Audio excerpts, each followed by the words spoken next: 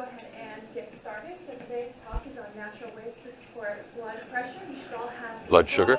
Blood sugar. Thank you. Blood pressure was the last one. Blood sugar. So you should all have the slides. You will also have a sheet of a glycemic index that is in the back. And there's also a survey attached to your package to get some blood if you so choose, and hand that back to us at the end of the class.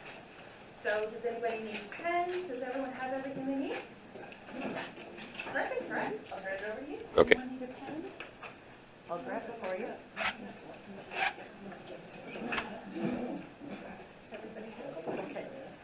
Well, good morning. Thank you all for coming at the tail end of our little hurricane.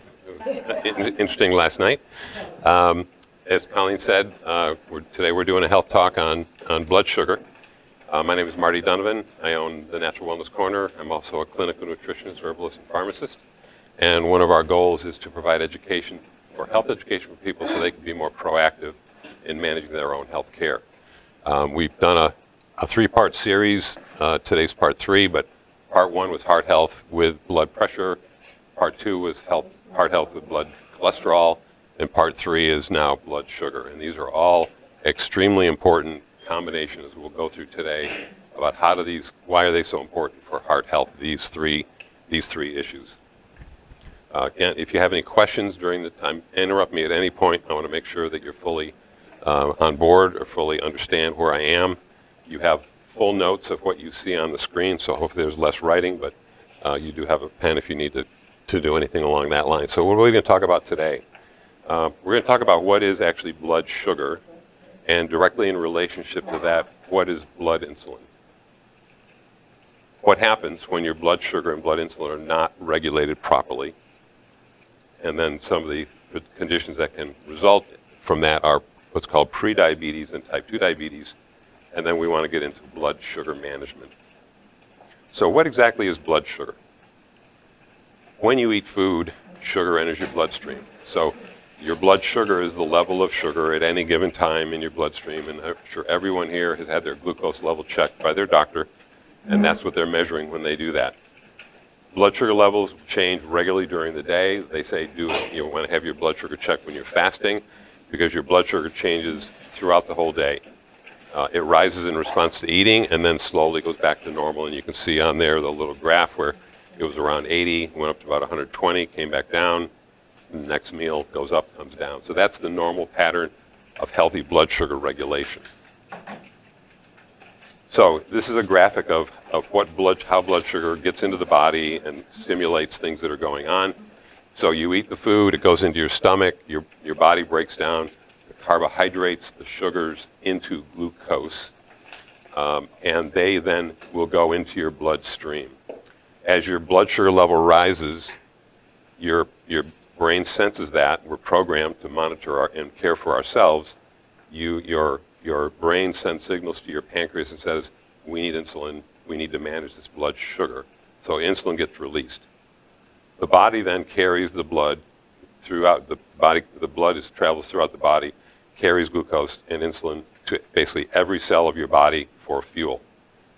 Insulin opens up the cells. It's the pathway by which sugar can enter your bloodstream. Your cells then absorb the glucose from the bloodstream. Now, let's talk a little bit more about insulin, since a lot of people are not really aware of that. Insulin is made by your pancreas and released when you have a response to blood sugar. It allows your cells to take up glucose to either use it as energy and burn or to store away as body fat. So essentially it's a storage hormone.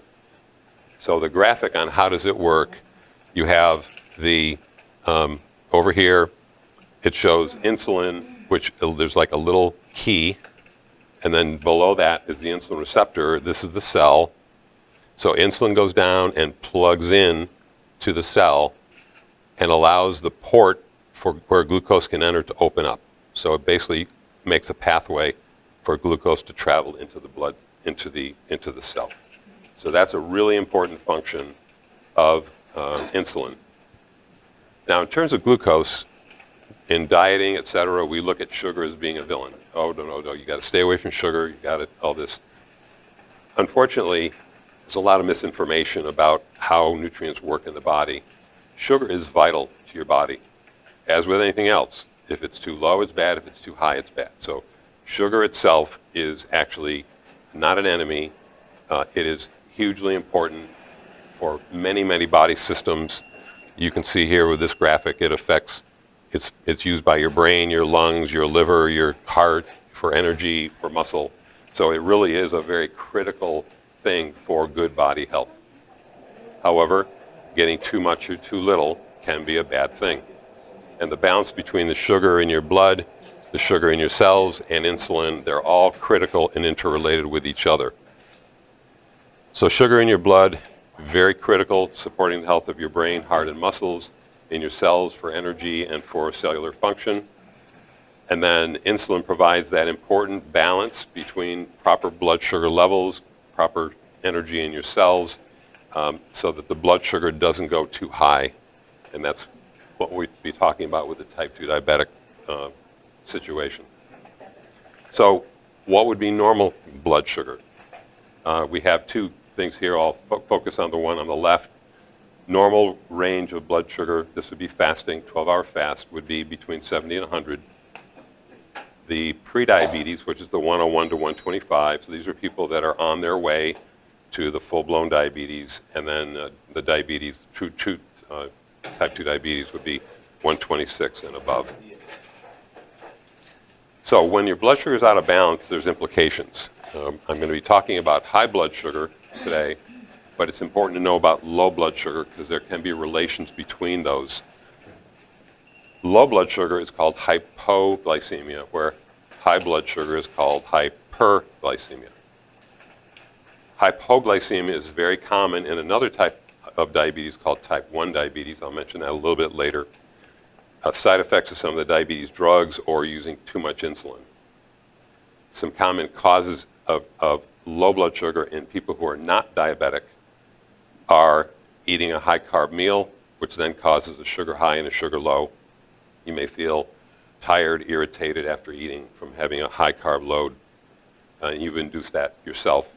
You delay or skip meals, drinking too much alcohol, certain medical conditions like thyroid imbalance, adrenal imbalance, liver, kidney, pancreas problems. So these are all things that can bring on low blood sugar. In terms of identifying symptoms, they are commonly unexplained fatigue, hunger, excessive perspiration, headache, trembling of the hands, body parts, blurry vision, rapid heart rate. Hypoglycemia can be treated very quickly with fruit juice or a cookie. So you can bring someone out of low blood sugar really, really fast. They even have glucose tablets for diabetics to carry along with them. You can buy those in drugstores to get you out of that low blood sugar very, very quickly. For hypoglycemia that goes on regularly, it may be part of your daily life. One way of coping that is just eat 6 small meals a day. You're not overloading yourself. You're eating a little bit throughout the day. A real important component of this is when I'll talk later about balancing carbs and proteins. And that's a really big deal with staying out of low blood sugar. Okay, so high blood sugar then, hyperglycemia, that occurs when blood sugar levels are chronically higher than normal. And that can be related to, again, we're going to be talking about prediabetes, diabetes, but there can also be other health conditions that can bring on the high blood sugar levels as well. So diabetes mellitus, this is a disorder in which the body has sugar for prolonged periods of time. The blood sugar levels stay up. So in the bottom in the red, you see the normal where they're fasting and they're down around 90. It goes up to around 120 after they eat, and then later on it goes down and then comes back up to normal. The one above it in green would be where a diabetic is. They're always above normal. Yes, it goes up even more when they eat and it comes down, but it never goes back to normal. So it's chronic high blood sugar with that. But there's actually 4 types of diabetes. There's prediabetes, type 1 diabetes, type 2, and then gestational. Today we're talking about really the prediabetes and type 2, but I'll just briefly mention gestational happens in women that are pregnant. They're not a diabetic going into the pregnancy, but sometime during the pregnancy they develop diabetes, and then usually the good news is maybe a few months after the birth, the diabetes goes away. The unfortunate part is that some of those women are more prone to get type 2 diabetes later in life. So that's gestational. And then type 1 is a completely different kind of diabetes. This is a situation where the organ that makes your insulin is not producing either any or enough in order to keep you alive, and insulin is a life-saving medication. So it has to come in either through a pump or through an injection, and this is a regular daily thing. Management of this is really, really tight. Usually you work with a very specialized team for diet and nutrition, timing of the insulin, measuring your blood sugar. I mean, it's really a dramatic thing. Basically, what you're having to do is what we've been designed to do all by ourselves. We're created to normalize our blood sugar all the time. We release the things we need, and we don't even think about it. It's kind of like your heater, your living room thermostat. You put it on 70 degrees, you don't have to think when it gets cold. The furnace knows, okay, turn it on. Oh, let's turn it, we're there now, turn it off. That's what our body does. In this case, you're stepping in and you're having to do that minute care, and it's a very dangerous health condition. So this disease is not fixed by diet or lifestyle. I'll be talking a lot about lifestyle and diet with relation to prediabetes and type 2, but this is one you cannot fix it. However, you can use it as a help with what you're doing. You do have to, and they do watch and calculate your carb intake and all that kind of stuff. So diet and lifestyle are a big deal, but they will never cure this condition. The insulin will be used for the rest of that person's life.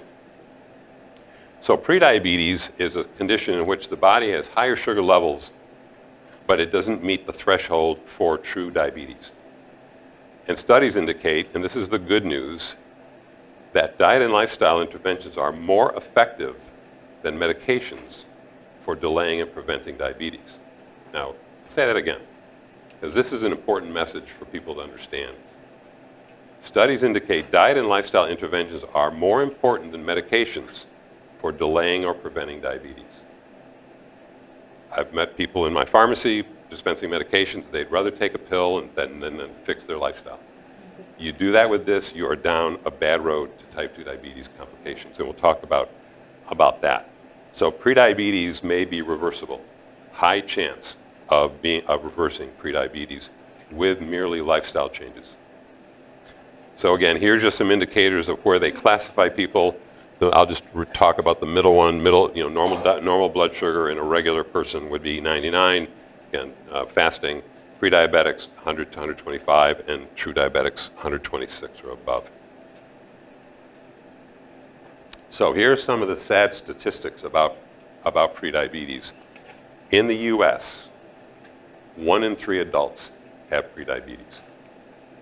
The incidence of obesity and overweight in this country is around 75% of adults are overweight and obese. And this is one of the major, I would put it up in terms of the top 1, 2 range of causes of diabetes. 9 out of 10 of those 1 in 3 don't know they have it. If you do have prediabetes, the good news is that with weight loss, with activity, with healthy eating, there's a 50% reduction of progression into true type 2 diabetes. If you don't do those changes, no weight loss and not being active, 15 to 30% will go on to develop full-blown type 2 diabetes within just 5 years.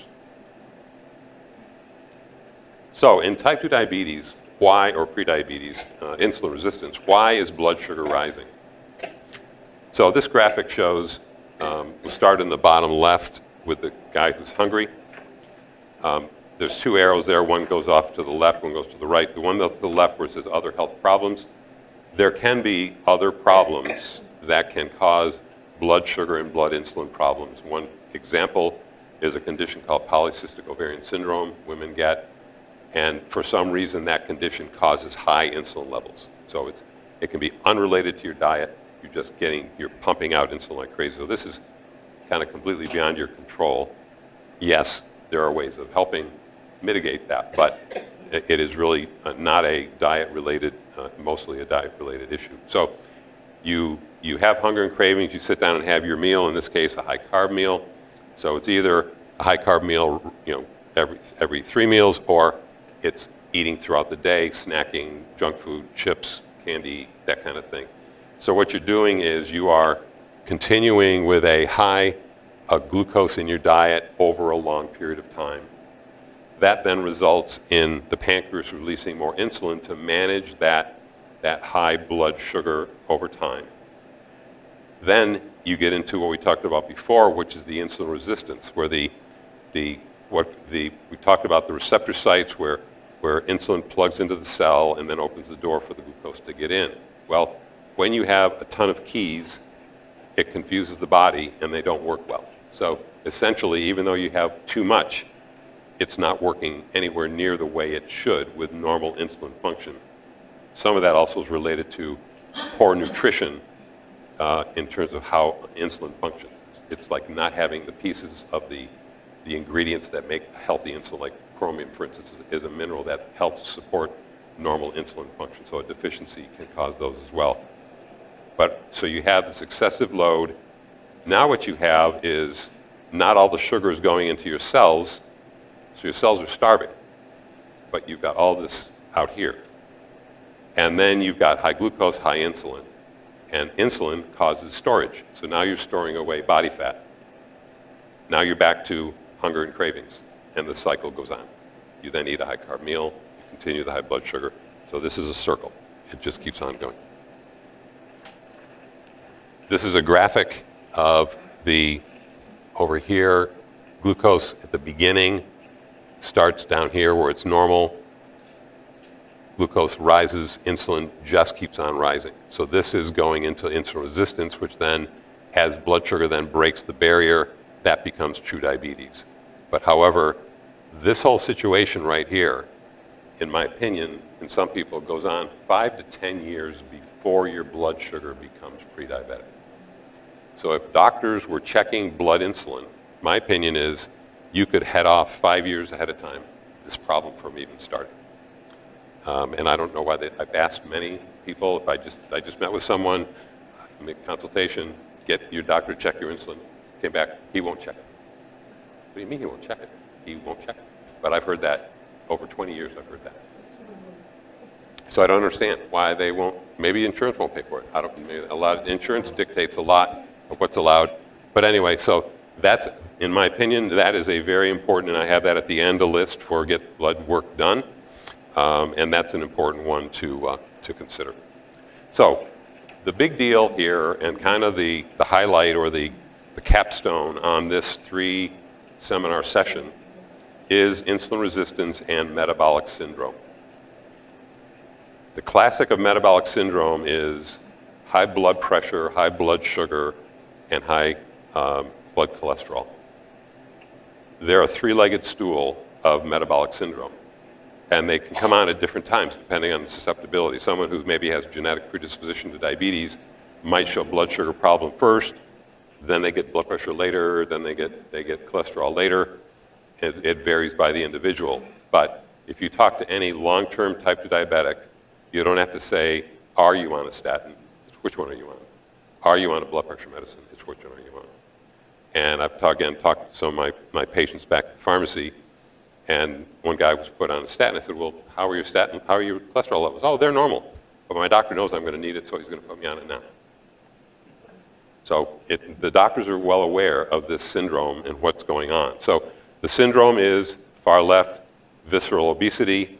Insulin causes storage. So it is a storage hormone. The more you have, the more you store, the harder it is to lose weight. The more weight you have, the more insulin resistance you have. The more insulin resistance you have, the more weight you have. So it's just a downward spiral.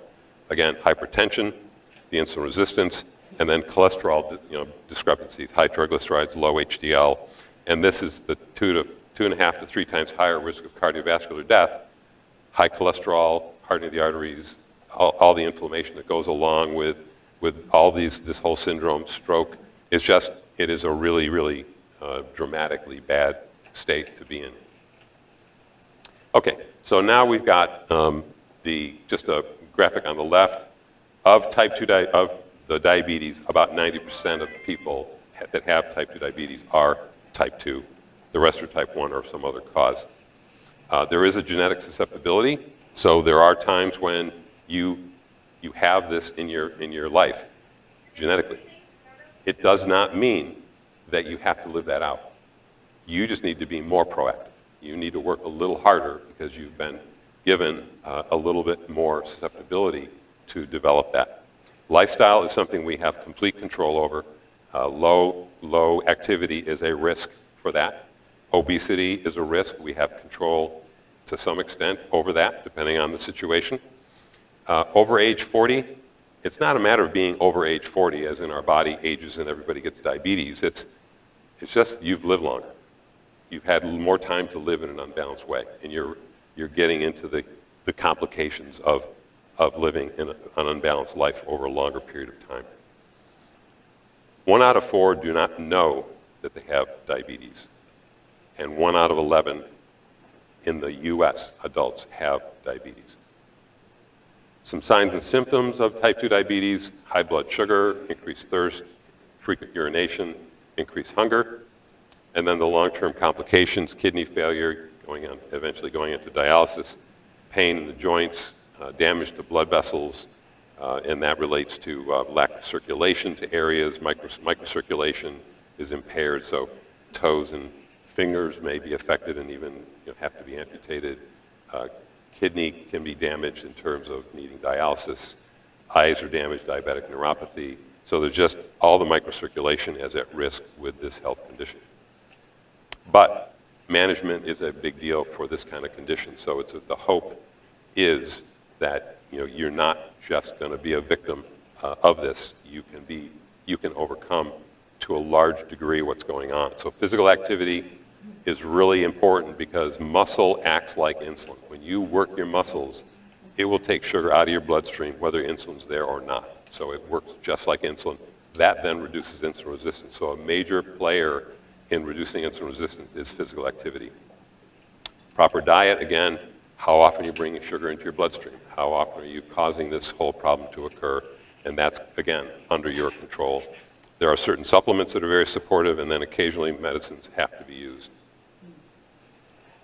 Okay, so with type 2 diabetes, this is happening that either your body doesn't have enough insulin, it has too much insulin, or it can't use it properly, or both. So one of the progressions of type 2 diabetes is that when the body produces too much insulin, trying to bring sugar down, over time the pancreas gets tired. It begins to stop functioning. And then eventually it can even make it so you have to have injections. So it's almost like you've converted from type 1 to type 2 by your own destruction of your own pancreas, by the way this disease, and I'm not saying it's always you, but sometimes it is by choice that you have made these changes. Type 2 diabetes used to be known as adult onset diabetes, but both type 1 and type 2 can also begin any time in childhood or adulthood. Back when I was in school, back in the ancient days, 1970s, they were classed, type 1 was called juvenile diabetes, and type 2 was adult onset. And I agree with the type 1. It is primarily onset in younger age, but not always. There are some later adults that go on to develop it as well. Again, it can be merely related to destruction of the pancreas from some other health condition. But type 2 diabetes, being called adult onset, it was called a disease of aging. The older you got, again, comes on later in life. Well, it's because you've lived longer in an unbalanced way and you're suffering the consequences of doing that.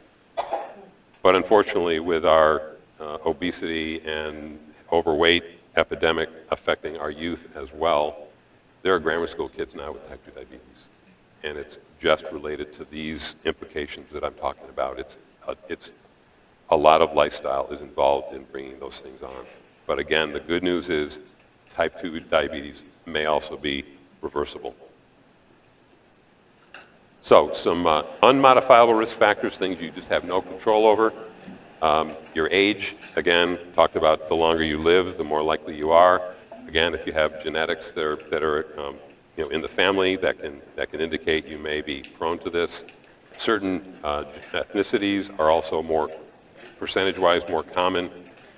Certain health conditions, I mentioned the PCOS, polycystic ovarian syndrome, but also some thyroid or pancreatic changes, and there's other conditions as well.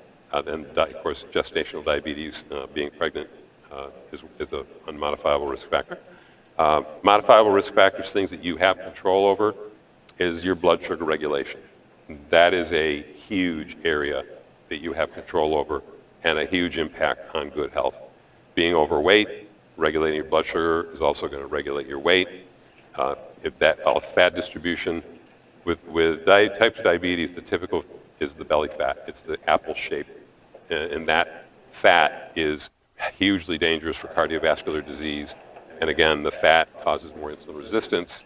So if you are generally overweight, like say from hormones or something like that, that's not the issue. It's the abdominal obesity that's the big deal. Inactivity, again, being active is huge in terms of you have control over whether you're active or not. If you already have prediabetes, that may motivate you then to get going.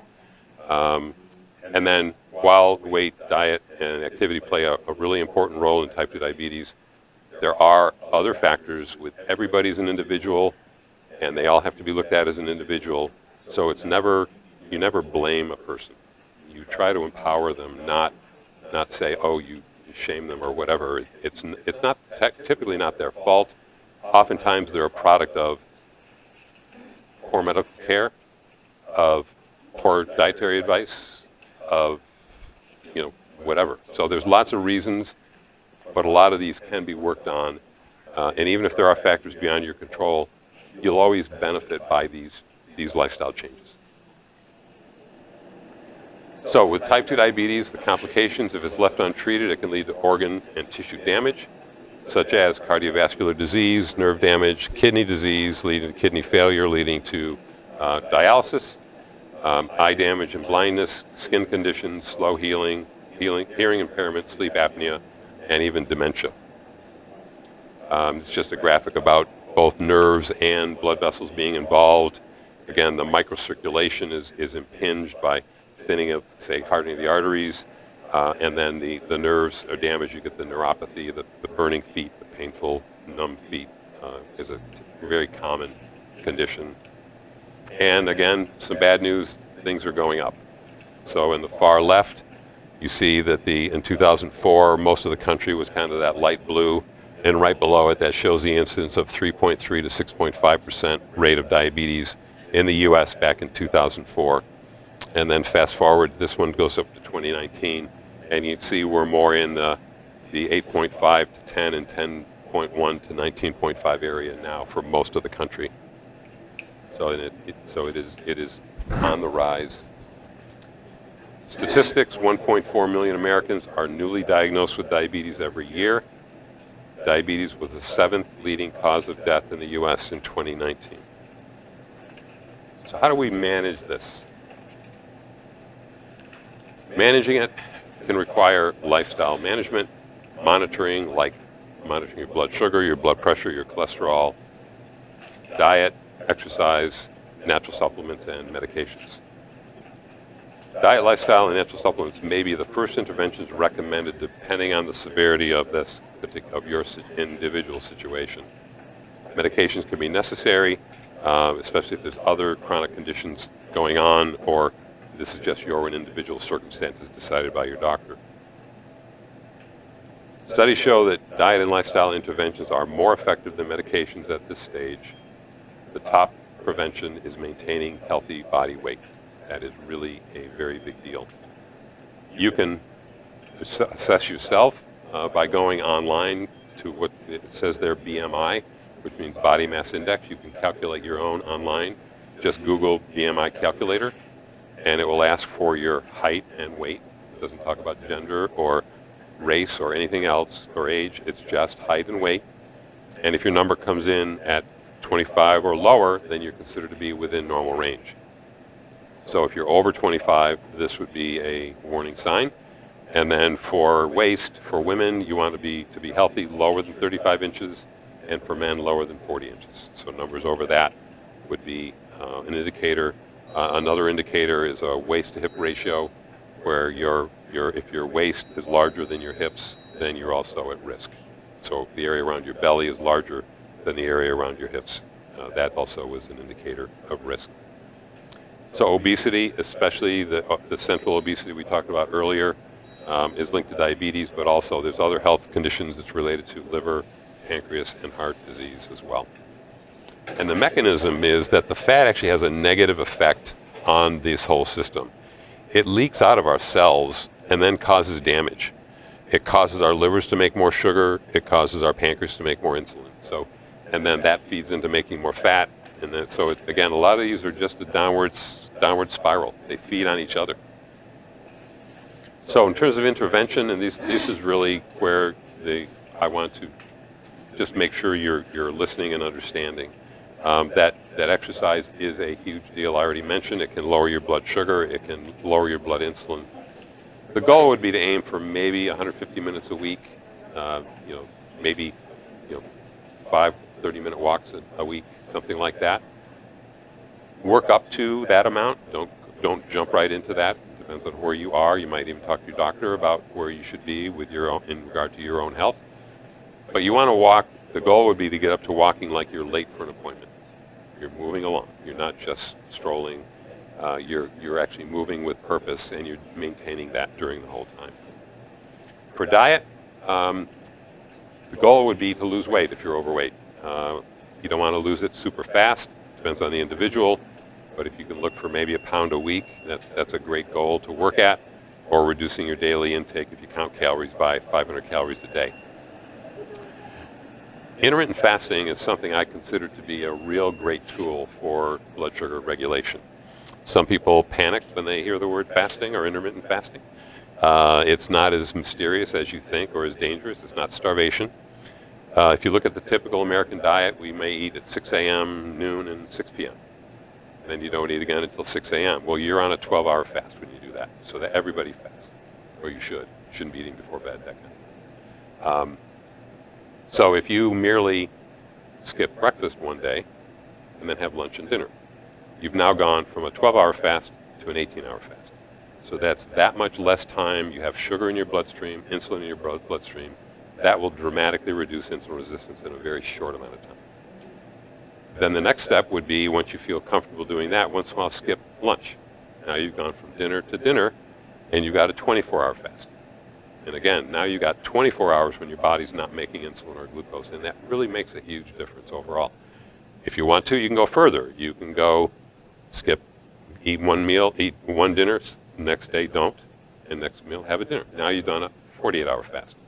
Or you could do a 36-hour fast, eat dinner, skip, and then have breakfast. So you can do it any way you want to. Go by how you feel comfortable with it. I'll be going more into this on our next talk, which is in January, when we talk about healthy body weight. I'll go in more into that. But intermittent fasting, in my opinion, is one of the key pieces for this control. You certainly want to make sure your foods are high in nutrient value. It's been said that you can eat a food that's either doubly good for you or doubly bad for you. Doubly good is it's good for you, it's balanced, it gives you nutrition, and because you ate that, you didn't eat something bad. So it's doubly good for that, and doubly bad would be you ate garbage and you should have eaten something good. So nutritionally dense foods would be things like fruits and vegetables, legumes, lentils, fermented foods, high fiber foods, olive oil, etc. So there's lots of things that are very, very important. And then also do focus a little more on what's called low glycemic foods.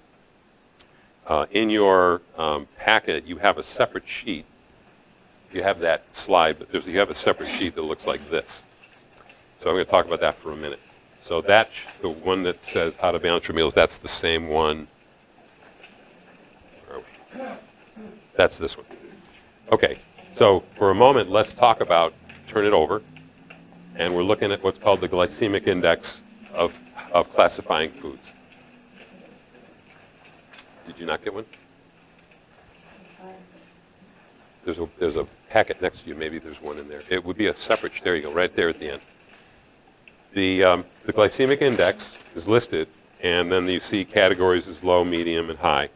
What the glycemic indicates is that what they do is they put people in a lab and they give them a food, and then they measure their blood sugar shortly after eating it. Things that raise their sugar very high and very fast are called high glycemic, and you can see there things like dried fruit, bananas, French fries, potatoes, rice, all these are high starch things. Those are the high glycemic. And then the medium glycemic, meaning they rise but not as fast. You see a whole, I won't read them, but there's a whole bunch there.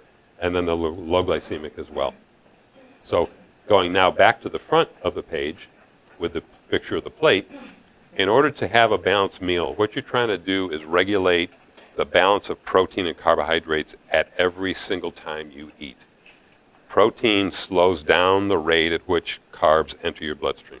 So you sit down and have a breakfast of cereal and milk, and your blood sugar level goes through the roof, and then later on it drops down into low blood sugar, and you've gotten a high insulin response and weird blood sugar going on, and that creates a very bad scenario for the body.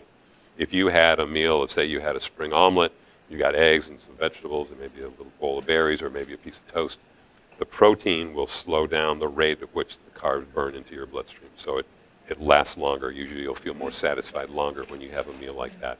That's the goal with healthy eating every time you eat. When you eat that way, you won't get cravings, because cravings are, I ate a cookie, oh, I ate another cookie, oh, I ate another cookie. So you're getting the sugar high is driving you, sugar low is driving you to have more sugar. With this, you're burning your food as fuel. And by the way, every time you go high and go low, you've just stored away fat. So the body didn't want all that energy, so it put it away, and you're burning. But with this, you're burning your food as fuel, and your energy is being burned as you live and move. Then it's time for your next meal. So that's the protein and carb balance that's really, really important. So on this plate, you've got the top left where it shows a palm size of lean protein, 30 grams, which is about 30% of the calories from that particular meal. The palm size is relative. Women typically would be about a 4-ounce chicken breast, which would be 30 grams of protein. A man might be more like 60 grams, possibly. So it's all relative to hand size, but we're using fists below, so their fists are bigger as well, so they'll compensate that way. So having a palm size of protein. Next, we want to look at where the carbs come from, and that's the bottom of the plate, and that's 40% of your calories. And again, in this case, we're going to get about 40 grams of carbs for that 30-40 blend is what I'm shooting at. So on the left, you see the low and medium glycemic index carbs being 2 full fist sizes, or that would be 2 cups. And you use your chart on the back for that. And then on the right, you see the high glycemic, and this is when you want to limit. This is where you don't have a plate of spaghetti. You have half a cup of spaghetti, or half a cup of noodles, or half a cup of rice, or half a potato. So having half a fist will give you the 20 grams of carbs, where 2 fists of the other vegetables give you 20 grams of carbs. So big difference in density of calories and carbs in that mix. So when you eat it that way, that's what you get in terms of balancing your food. And again, that can be any meal. It could be a piece of chicken. It could be some broccoli and cauliflower, and it could be a half a cup of rice, and that would be a balance. Or it could be some eggs along with some spring vegetables, along with some berries. So every meal can be balanced this way. And right below it, the plate, it says balanced snack examples: Greek yogurt, apple and cheese, fruit and hard-boiled egg, and nuts and seeds. So those are, if you do snack, you want those to be balanced as well. There's a little more information on here, but I'll skip down to the bottom about how do you know how much to eat. This is not a prescribed amount of food, because everybody's different. What you need to figure out is what is your body asking you to provide it. If you eat in a balanced way, then cravings become real, not fake because you threw it out of balance with your carbohydrates. So what you do is you eat your balanced breakfast. When it comes time for lunch, are you hungry? If you're not hungry, don't eat, but next time make your breakfast smaller. If you're starving when you get to lunch, then your breakfast needs to be bigger. And if you're just right, then perfect. Then have lunch, and am I hungry when it's time for dinner? So you're using your next meal as a report card of where your balance is. And over time, you should find you're satisfied throughout the whole day, and usually weight loss is a side effect of healthy eating. So that would be the benefit. When you get done eating, you should feel satisfied, not full. This is not your last meal of your life. You want to keep that in mind. You got a refrigerator full of food. It takes 20 minutes for food to hit your bloodstream. So eat slowly. If you've ever been to a restaurant, and they give you your salad, they give you your bread, they give you your drink, and they bring you your entree and you're not hungry. That's the 20-minute rule. Take it home. Don't eat it. Take it home. So eat slowly. Give yourself 20 minutes to register what you've eaten so it turns off your hunger. Any questions about that? Okay. Okay, so for prediabetes and diabetes prevention, stress is a really, really big deal. When you are under stress, your body releases stress hormones. Stress hormones cause high blood sugar. They cause inflammation. So the goal would be to find ways of relaxing.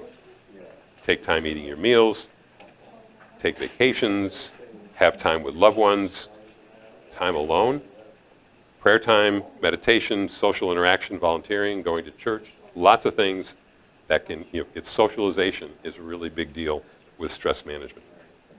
Adequate levels of sleep. The average adult needs 7 to 9 hours. If insufficient sleep causes weight gain. So that's one other factor to look at. Some people say, I don't have the time. Well, you pay for it now or you pay for it later. So it's better to be careful of that. Avoiding the high sugar foods, as I said, balancing is critical. Processed foods are usually loaded with this stuff, so staying away from those as much as possible. Artificial sweeteners like aspartame and sucralose cause weight gain. They cause nerve damage. They cause high hemoglobin A1C. So even though there's no calories, they drive you to eat more food. And they've done studies with artificially flavored or sweetened soft drinks. One group drank regular soft drinks. One group drank artificially ones. They both gained weight, but the people in the artificial gained more weight. So stay away from artificial sweeteners. There are a few acceptable ones, though, like stevia and erythritol are both very good ones. Okay. So this type 2 diabetes can be managed with all the recommendations for pre and prevention that we already talked about, but also then sometimes can require medication. It really depends on your own individual situation. But the good news is 61% of type 2 diabetics are capable of managing their blood sugar through diet, lifestyle changes, and exercise alone. And I've experienced that in my clinical practice. You do not even come to me on medication. You do not need to be on those meds, usually. I've never had anybody not be able to get off medication. For many, this is preferable due to side effects and nutrient depletion. So not going on the drugs is a good thing. And I'll talk a little about the drugs in just a second. For others, diet and exercise alone are either not feasible or not possible. So again, there are times when you just can't do certain things and you have to use some of the medical control that's available. So in terms of medication for diabetes, there are many different ways, mechanisms, actions by which these drugs work. Generally, their goal is to lower your blood sugar. That's usually the role of most of them. Glipizide is a very common one. It's been around forever. It causes your pancreas to release more insulin. So this is the worst one I can think of that can do that, because now you're just adding more insulin to your insulin. And although it's bringing your sugar down, your insulin's climbing. But your sugar's down, and they're happy with your blood sugar, and hemoglobin A1C is good. Oh, we've met our goal. Well, no, your insulin's climbing, and you're creating more problem down the road. You're not making these better. You're actually speeding up the progression of the condition. Another way is that your liver actually makes glucose, and you can stop it from doing that. And Januvia is a drug that works that way. When you eat food, your enzymes break down your starches, carbs into glucose, and carbose blocks that from happening. Increasing the sensitivity of cells to insulin, this is one that I like that concept. However, metformin, which is used for that, has a lot of side effects. There are natural ways of doing that.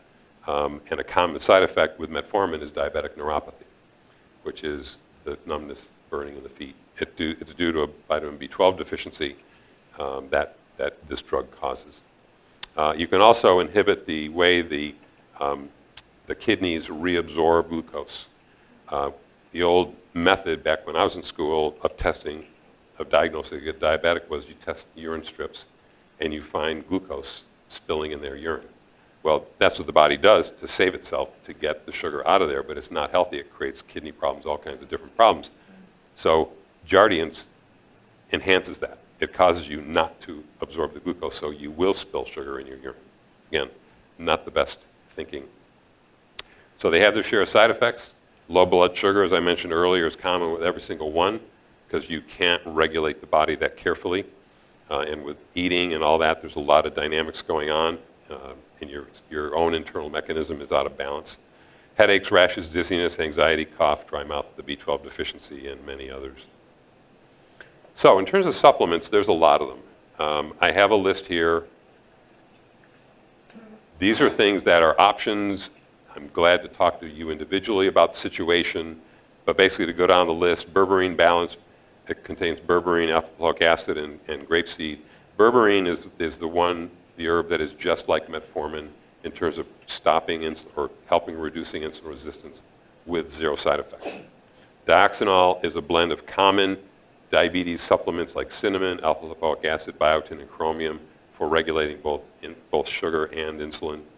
Alpha-lipoic acid is a nice one for people that have diabetic neuropathy because it can oftentimes reverse it, but it also does lower blood sugar. Vitamin D deals with this from a deficiency standpoint. Insulin resistance is sometimes caused by vitamin D deficiency, so merely taking a proper level of vitamin D, it's one of the other benefits of taking vitamin D, which are huge.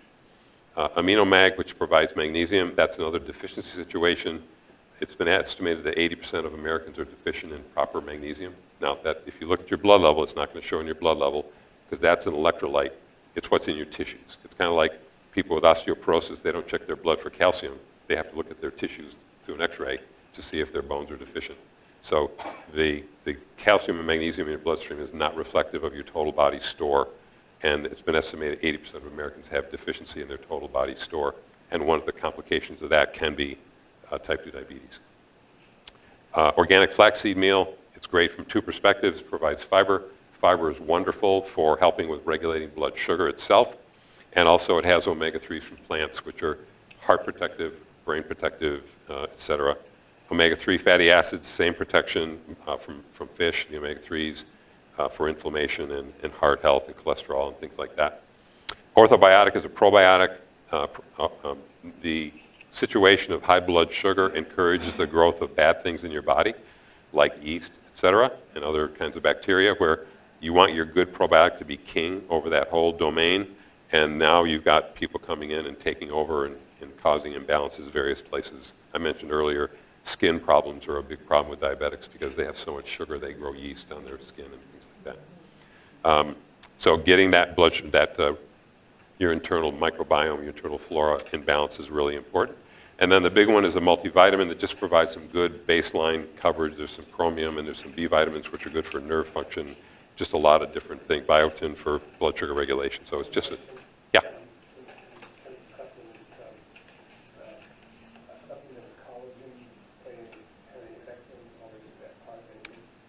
The only way collagen would be involved kind of indirectly is it's involved in helping with the structure of your body. So like the structure of blood vessels that are damaged by the byproducts of too high insulin and too high glucose. So it wouldn't be a direct insulin reducer or glucose reducer, but it might help your body with some of the complications that are yeah, correct, joint. I've been taking that for several months now. I've seen improvement. Good, yeah. I mean, that's stuff I needed a knee replacement, and I've been Fantastic. Yeah, as we get older, collagen degrades. We just don't make as much as we used to. It's unfortunate. Too bad we don't have a little dial. We can turn it up and make more. But and that's part of the sagging skin and the degeneration of the body, et cetera, over time. But yes, indirectly supportive would be the better answer. Okay, so when you talk about, go ahead. I was taking collagen, and my doctor said it was increasing my liver enzymes. Do you know? Then I would say you got a contaminated product. Okay. There's probably something bad in that. Was the liquid- Usually, the liquid collagen? yeah, it's just however it was processed. Natural supplements, unfortunately, are not regulated by the government in terms of truth of labeling, both milligrams and what's actually in the bottle. And there's been a lot of studies to show that this is really just a hard area. We use professional grade, independently tested products so that in my practice as a clinical nutritionist, I don't want to give somebody something that's going to hurt them, for one, and I want to make sure this is the kind of supplement that has been shown in studies to help people, and that's the results I see. So if it's liver enzymes, there's no reason a collagen would do that to your liver enzymes. Oh, he said he's seen It'd be like eating chicken cartilage, like a chicken bone, and you eat the cartilage. That's the kind of cartilage we're talking about. It's food, really. But I think it's probably processing. There was a supplement called Kava Kava way back, I think 20 years ago, that is for relaxation. Really great product. And people started dying, kidney disease and all kinds of, they died. So they completely took it off the market. Well, they found out it wasn't the Kava Kava, it was the company that was providing the raw materials to all the companies who were selling it were using contaminated products. So it was contamination, not the Kava Kava. And that's common, unfortunately. Okay. So in regard to if you do decide to do, it doesn't matter whether you decide to change your diet, you change your lifestyle, or change your supplements, and if you're on diabetes medication, you need to be careful because natural approach normalizes blood glucose. Drugs lower glucose. So if I'm not type 2 diabetic, if I swallowed a glipizide, I'd be in the hospital in 30 minutes because my blood sugar would drop to the floor. So when you're making changes that can affect your blood sugar and you're on diabetes medications, you need to proceed carefully. Talk to your doctor, monitor your blood sugar. If things start to drop, stop it. And it's one of the things where you really don't want to do this on your own. This is something where you work with a professional, a doctor, a nutritionist in order to do that. But your doctor always needs to be there with you, and he's the one that says, okay, yes, you or she needs to be off that particular medication. So again, whether you're just merely changing your diet, especially if you're losing weight, but even changing your diet, you can regulate your insulin resistance. So even if you don't lose weight, you can still go into too low sugar with diabetes medications. With exercise, as I said, exercise clears sugar out of your blood. You can go into hypoglycemia. And then supplements, as I mentioned, they work to do the same thing. Okay, but if you're not on diabetes medication, all the supplements I mentioned, you can start them anytime. There's no complication. I'd be glad to give direction about that. In terms of monitoring ongoing and seeing, kind of keeping track of where you are, at home, regularly check your weight. I mentioned also checking your BMI. If you're measuring your blood sugar, your blood pressure. There's all kinds of things you can monitor while you're at home. In terms of asking the doctor, here are some things I'd recommend. The hemoglobin A1C, they automatically do. You don't have to ask them that. I didn't bother putting glucose on there because they always do that, but that's one obviously needs to be there. But the insulin would be one to ask for. And if they won't do it, just ask why. Just say, what's the reason? Is it not my insurance won't pay for it? Okay, then how much would it be if I pay for it? And you can get the information that way. Getting your cholesterol, you don't usually have to ask for those. They'll do those as well. But then the HSCRP means high sensitivity C-reactive protein. This is an inflammatory marker in your bloodstream, especially related to heart health. That is a really good number to know. If it's high, it indicates you're inflamed. And most of our health conditions are due to inflammation. And then you can work to lower those. Homocysteine is another marker that's inflammatory. And that, again, that's in the bloodstream and it can be measured, and there's ways of lowering that just with some B vitamins. Okay, in terms of if you want help, I am here to do that. I work with people through private counseling, nutritional counseling, in order to help get them back on balance, finding the right diet, provide the tools that you can follow and be happy with, to be able to state where the blockages are for you to be able to move forward. I'm looking to help train you and help you understand how to do this. I don't have long-term clients. So your sleep, your exercise, your mental health, etc., and then look for barriers that are holding you back. And that's it for today. Next time we're doing, this will be in January, the second Saturday in January, and we'll talk about with the new year, with resolutions, healthy eating for life, so a little more in-depth what I briefly went through today. Any questions about today? Yeah. I don't have diabetes, but I am in the resistant state. Are there any home things how to measure blood sugar? So, as my doctor, I'm not a doctor, I want to let go, you gotta monitor this every day, but what can we do to monitor our blood sugar as well as our blood pressure? But are there any ways to do that, or is that They're doing more and more home testing. I just haven't heard of them doing a home insulin test. I've heard recently they do a hemoglobin A1C test at home now. So I don't know that's true, but but I would say look around and see what you can find. But certainly the indicators, physical indicators, if your waist to hip ratio is going down, in other words, if you take your waist and divide it by your hips, you should be 1 or lower. That is a good indicator. The waist measurement I mentioned being high. So those are two good areas. Your BMI is another one. It's possible that until you get your BMI down to where it should be, you may not be out of insulin resistance. So it's one of those things where you're working your way that way. And it's all, the fact that now is your normal sugar, is your sugar within range and your insulin's high? Is that? In the normal range, but on the high end. Okay. Yep. Okay. Okay.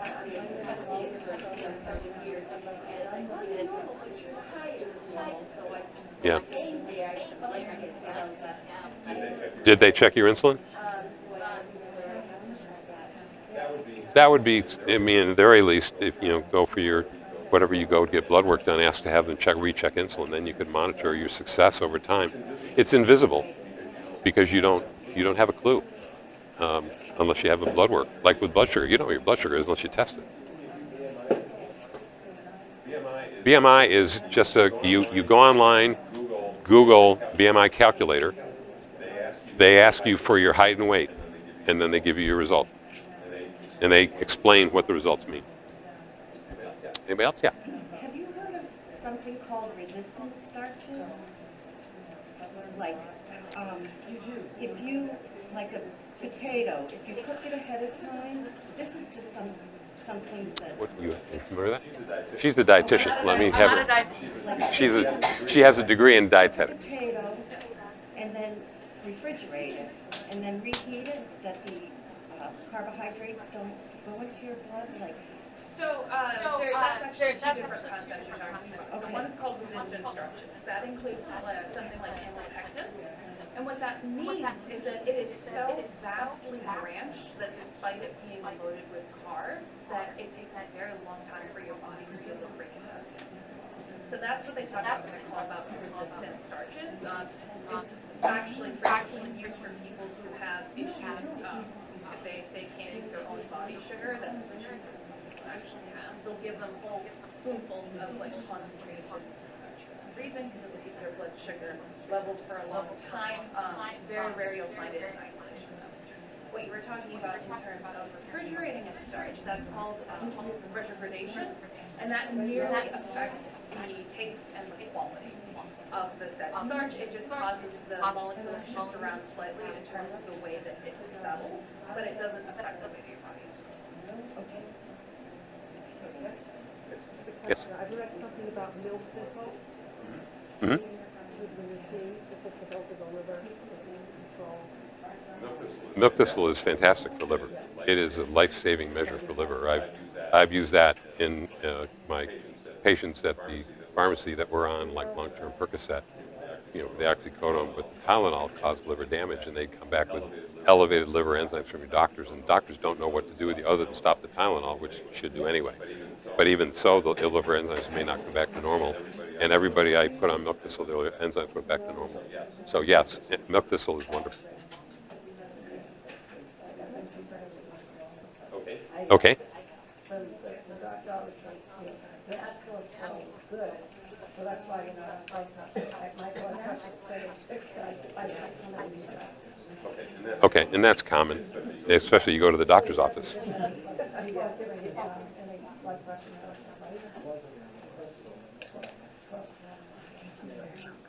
Are you on blood pressure medicine? Oh, okay. Yeah, okay, okay.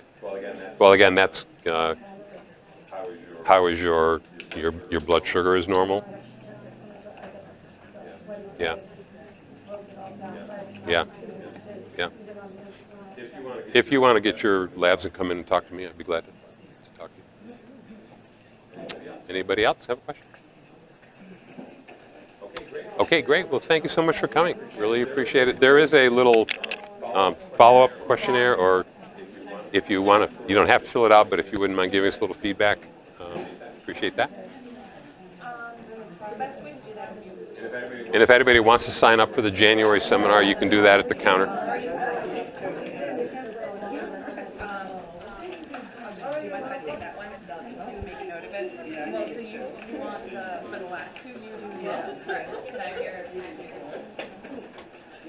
I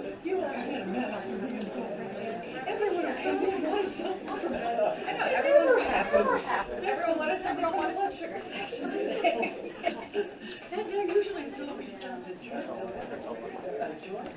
That's why you walk away with this. It's good nighttime reading. Yeah, you don't have to fill out the survey if you don't want to, but just give me your name and your email so I can send you the last two surveys. I mean, that's fine.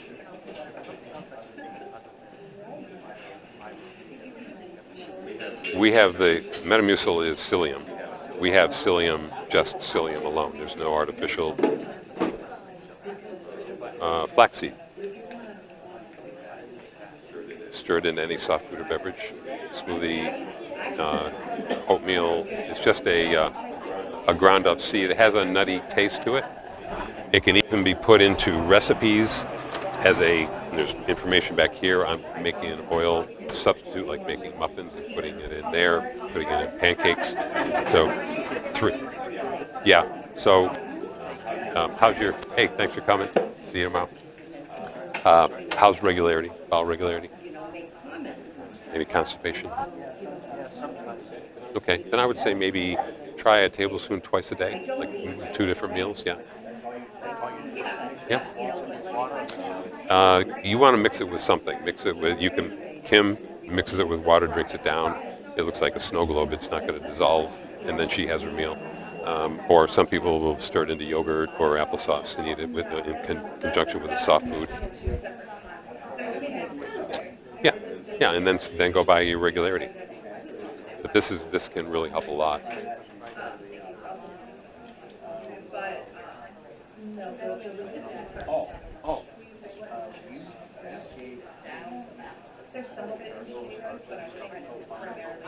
Okay.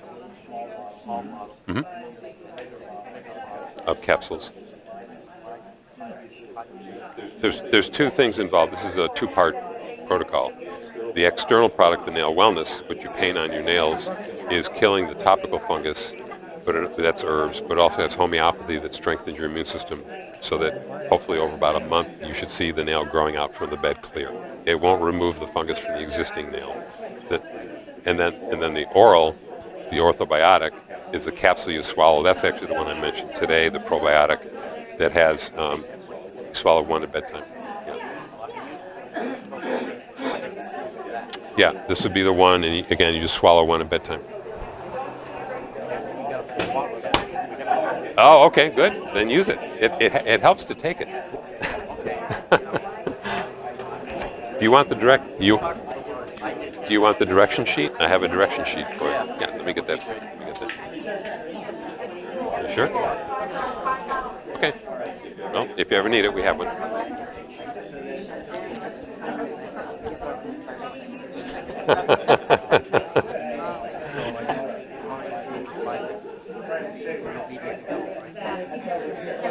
Why don't you have your dinner, balanced dinner, and then have half a Butterfinger at the end of your meal?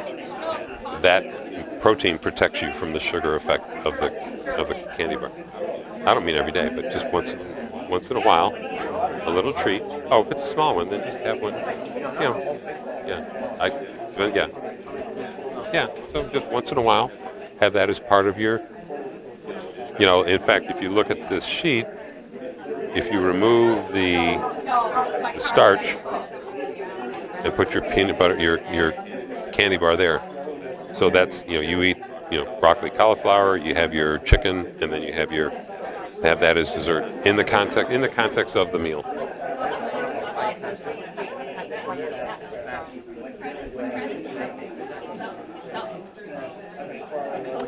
This is not a religious focus. This is a health focus. Seriously. Yeah.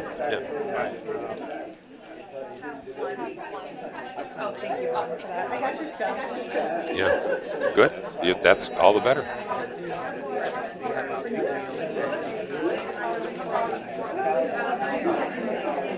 Yeah. So you could do your big meal at noon, have a light meal at the evening, and then wait until your next noon. It's a good pattern.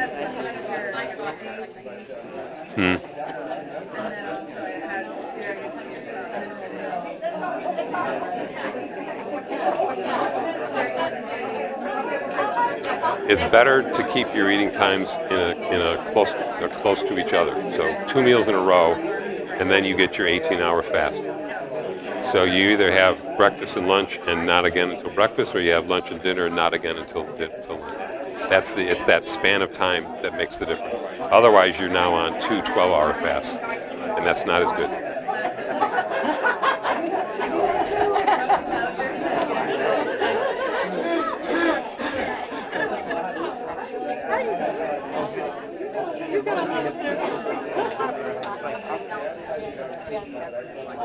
Oh, okay, yeah, she did.